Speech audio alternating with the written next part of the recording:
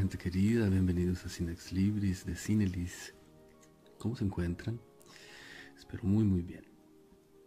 La última vez estábamos siguiendo la relación entre Konrad y Henrik, los dos jóvenes, uno húngaro, el otro eslavo, que desde ese encuentro en la academia comparten una amistad profunda.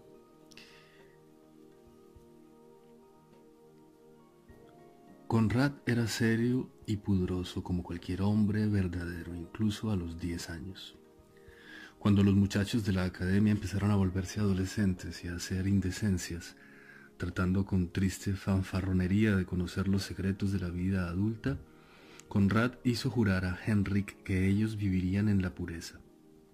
Mantuvieron su palabra durante largos años. No les fue fácil.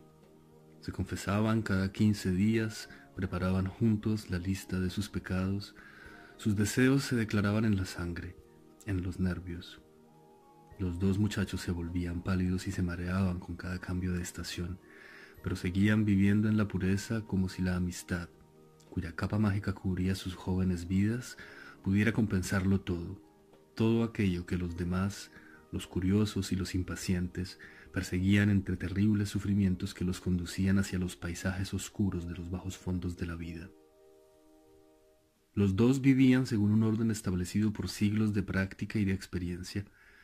Cada mañana se desnudaban de cintura para arriba, se vendaban, se ponían la careta y dedicaban una hora a la esgrima en el gimnasio de la academia. Luego montaban a caballo. Henrik era muy hábil. Konrad luchaba desesperadamente para encontrar el equilibrio y la seguridad. Su cuerpo carecía de la memoria de tal capacidad, de tal herencia genética. Henrik aprendía todo con facilidad. Konrad tenía dificultades, pero retenía todo lo aprendido de una manera desesperada, con codicia, como si supiera que aquello era su único tesoro en el mundo. Henrik se desenvolvía con facilidad entre los demás, sin prestarles atención, con superioridad, como alguien que ya no se sorprende con nada. Konrad se comportaba con más rigidez, respetando siempre las normas vigentes. Un verano viajaron a Galicia para visitar a los padres de Konrad. Eran ya jóvenes oficiales. El varón, un hombre mayor, calvo y sumiso, molido por 40 años de servicio público y por las insatisfechas pretensiones sociales de una noble polaca, se desvivía con una devoción un tanto confusa por atender a la diversión de los dos jóvenes señoritos. La ciudad desprendía un aire pesado, con sus torres antiguas, con la fuente en medio de la plaza mayor, cuadrangular, con sus casas y habitaciones oscuras, abovedadas. Sus habitantes, ucranianos, alemanes, judíos y rusos, vivían en un bullicio oficialmente controlado, como si existiese en la ciudad, en las casas oscuras de aire viciado, una corriente cada vez más fuerte, una especie de revolución o simplemente una insatisfacción mezquina y murmuradora. Ni siquiera eso. Las casas, las plazas, la vida entera de aquella ciudad se caracterizaban por el nerviosismo viciado y el ambiente de espera de un zoco. Tan solo la catedral se mantenía tranquilamente alejada de este bullicio, de este ruido constante, con su torre fuerte y sus grandes bóvedas, como si por una sola y única vez, y con todas sus consecuencias, alguien hubiese declarado una ley todavía vigente, definitiva y eterna. Los dos jóvenes se alojaban en una fonda, puesto que en la casa del varón solo había 3 habitaciones muy pequeñas. La primera noche, después de una cena copiosa, con carnes grasientas y vinos olorosos y fuertes, que el padre de Konrad, viejo empleado del Estado, y la madre polaca, melancólica y maquillada con colores vivos, morados y rojos, como una cacatúa, servían con una excitación devota y triste en aquella casa de aspecto pobre, como si la felicidad de aquel hijo al que veía un poco dependiese de la calidad de los platos. Los dos jóvenes oficiales se quedaron un rato sentados en un rincón oscuro del comedor de la fonda, decorado con palmeras polvorientas. Bebían un vino pesado y fuerte, un vino húngaro, fumaban y callaban. «Ahora ya los conoces», dijo Konrad. «Sí», respondió el hijo del guardia imperial con cierto sentimiento de culpa. Entonces ya lo sabes todo, añadió el otro con sosiego y seriedad. Ya te puedes imaginar lo que han estado haciendo por mí durante 22 años. Claro, dijo Henrik, y se le hizo un nudo en la garganta. Cada par de guantes, explicaba Conrad, que he tenido que comprarme para ir contigo al teatro, llegaba de aquí. Si me compro una silla de montar, ellos no comen carne durante 3 meses. Si doy una propina en una fiesta, mi padre no fuma puros durante una semana, y todo esto dura ya 22 años. Sin embargo, nunca me ha faltado de nada. En algún lugar lejano de Polonia, en la frontera con Rusia, existe una hacienda. Yo no la conozco. Era de mi madre. De allí, de aquella hacienda, llegaba todo. Los uniformes, el dinero para la matrícula, las entradas para el teatro, hasta el ramo de flores que envió tu madre cuando pasó por Viena, el dinero para pagar los derechos de los exámenes, los costes del duelo que tuve que afrontar con aquel bávaro. Todo, desde hace 22 años. Primero vendieron los muebles, luego el jardín, las tierras, la casa. Después vendieron su salud, su comodidad, su tranquilidad, su vejez, las pretensiones sociales de mi madre, la posibilidad de tener una habitación más en esta ciudad piojosa, la de tener muebles presentables y la de recibir visitas. ¿Lo comprendes? Lo siento mucho, dijo Henrik, nervioso y pálido. No tienes por qué disculparte, dijo su amigo muy serio. Solo quería que lo supieras, que lo conocieras. Cuando aquel bávaro me atacó con la espada desenvainada, cuando se esforzaba por herirme muy alegremente, como si fuera una broma excelente querer cortarme en pedazos y dejarme inválido por pura vanidad, yo veía el rostro de mi madre, me acordaba de ella, la veía yendo al mercado todas las mañanas para que la cocinera no le robase un par de monedas, porque un par de monedas diarias significan todo un dinero al final del año, un dinero que me puede mandar a mí en un sobre. En aquel momento habría podido matar de verdad al bávaro, porque él quería hacerme daño por pura vanidad, porque no sabía que el menor rasguño que me hiciese habría sido un pecado mortal contra 2 personas de Galicia que han sacrificado su vida por mí sin decir palabra. Cuando yo doy una propina a un criado en vuestra casa, gasto algo de su vida. Es difícil vivir así, dijo, y se puso muy colorado. ¿Por qué? Preguntó el otro muy bajito. ¿No crees que ellos disfrutan así con todo eso? Quizás, dijo el joven y luego se calló. Nunca había hablado de todo esto. En aquel momento lo había articulado balbuceando, sin mirar a los ojos de su amigo. Para mí es muy difícil vivir así. Es como si mi vida no me perteneciese.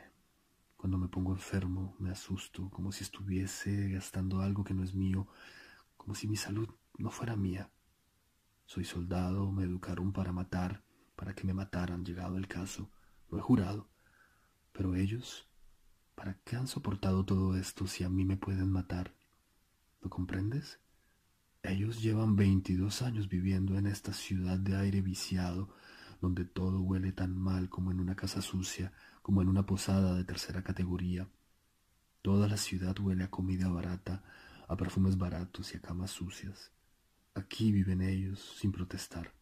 Hace 22 años que mi padre no viaja a Viena, donde nació y creció. Hace 22 años que no se permiten ni un viaje, que no compran ni una prenda que no sea absolutamente necesaria, que no disfrutan de una excursión en verano, porque han querido hacer de mí algo perfecto, una obra de arte, algo que ellos no han podido alcanzar en su vida, algo para lo cual han sido demasiado débiles. A veces cuando quiero hacer algo se me paralizan las manos. Siento una enorme responsabilidad. Incluso he llegado a desear su muerte. Añadió en voz muy baja. Lo comprendo. Pasaron 4 días en la ciudad. Cuando partieron, sintieron por primera vez que algo había ocurrido entre los dos, como si uno de los dos le debiera algo al otro, aunque todo esto no se podía precisar con palabras.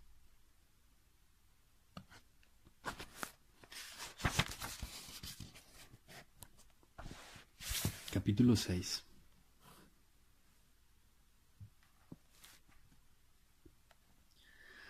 Conrad tenía un refugio a donde su amigo no podía seguirle, la música.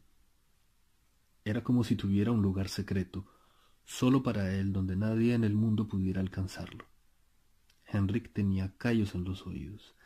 Le bastaba con la música zíngara y los valses de Viena. En la academia nunca se hablaba de música, aunque la toleraran y la perdonaran, tanto los profesores como los demás estudiantes, como un capricho pasajero, típico de la juventud. Todo el mundo tiene su punto débil. Hay quien cría perros y quien monta a caballo. Es mejor que jugar a las cartas, pensaban. Es menos peligroso que las mujeres, pensaban. El general sospechaba que la música no era una pasión tan exenta de peligros. Naturalmente en la academia no toleraba ninguna rebeldía, ni siquiera la rebeldía musical. El conocimiento de la música, del concepto de la música, formaba parte hasta cierto punto de la educación, pero solamente en un sentido general. Solo sabían de la música que se ejecuta con trompetas y tambores, que el director va delante, alzando a veces un bastón de plata, y que detrás de los músicos marcha un pony, arrastrando un enorme tambor. Esta música suena fuerte y ordenada, proporciona la disciplina necesaria para el desfile de las tropas, atrae a los civiles a la calle y constituye una parte indispensable en cualquier ceremonia militar. Los soldados desfilan más disciplinados al compás de la música.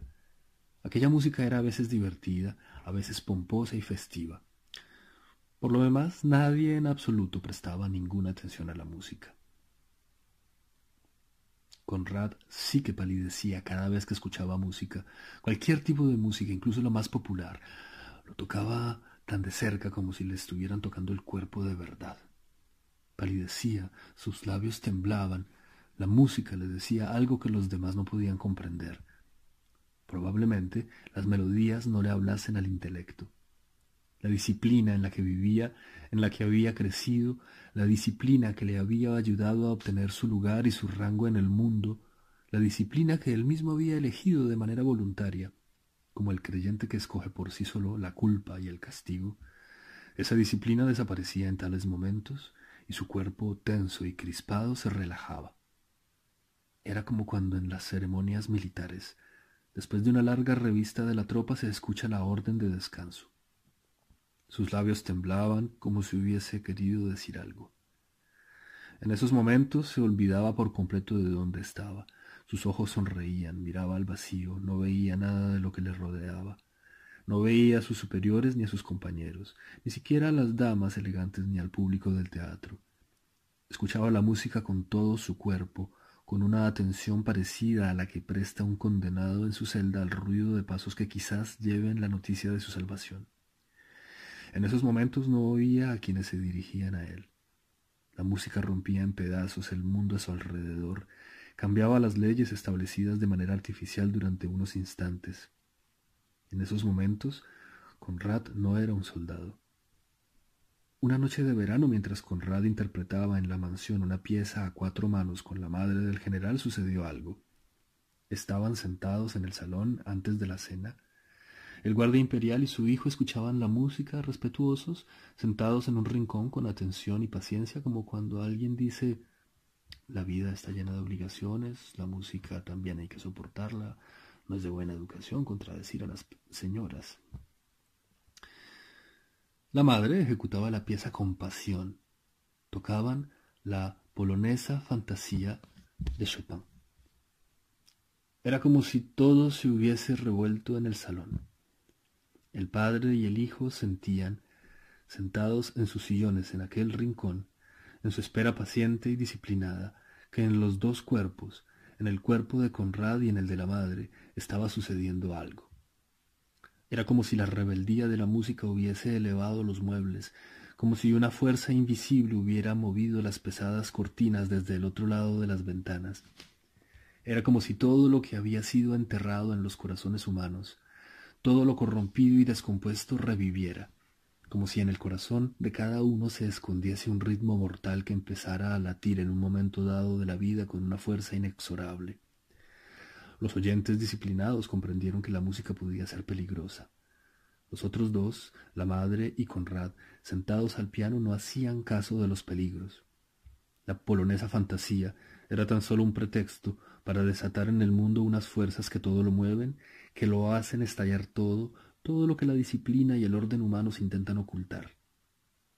Estaban sentados al piano, rígidos y erguidos, con sus cuerpos tensos, ligeramente inclinados hacia atrás, como si la música hiciera surcar los aires a unos invisibles corceles de fábula que arrastraran una carroza ardiente, avanzando en medio de una tormenta, por encima del mundo, galopando.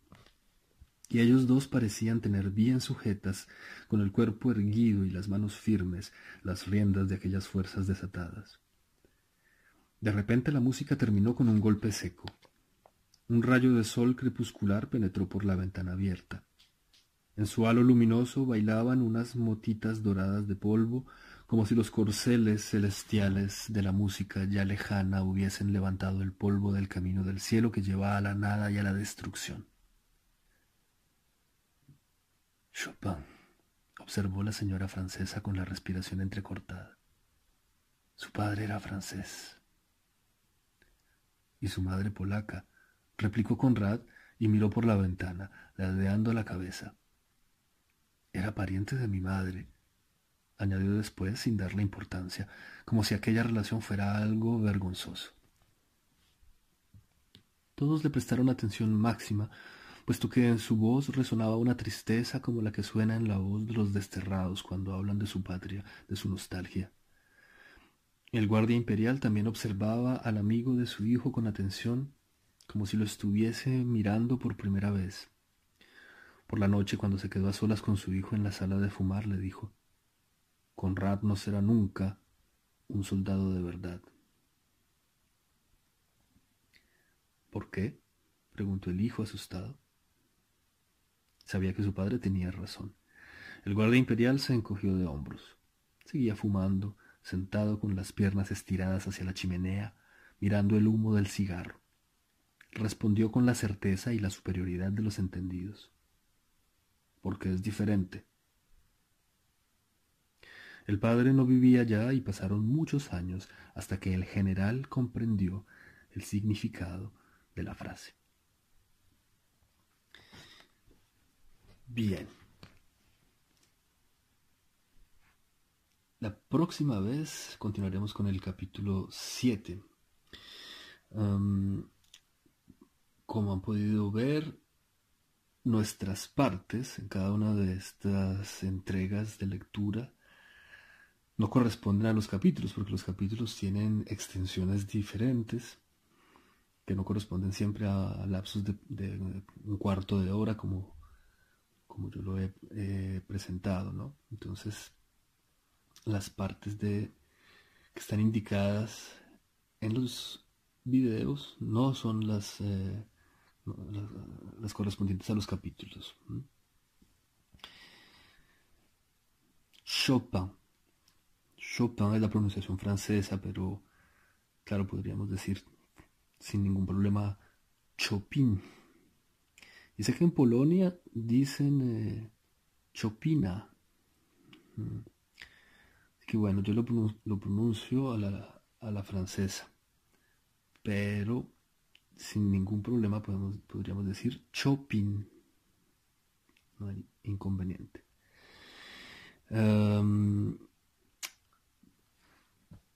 Es importante porque Chopin va a aparecer, va a ser muy importante, en efecto, durante la novela. Lo vamos a ver. Así que les invito a escuchar la polonesa fantasía. La consiguen aquí en internet, muy fácil. Es una obra de una decena de minutos, en efecto, de una densidad y de una pasión que, como bien lo ha descrito el narrador de la novela, desatan unas fuerzas que rompen toda esta disciplina del mundo. Bien, la próxima vez entonces empezaremos con lo siguiente. Capítulo 7. Uno siempre conoce la verdad, la otra verdad, la verdad oculta tras las apariencias, tras las máscaras, tras las distintas situaciones que nos presenta la vida.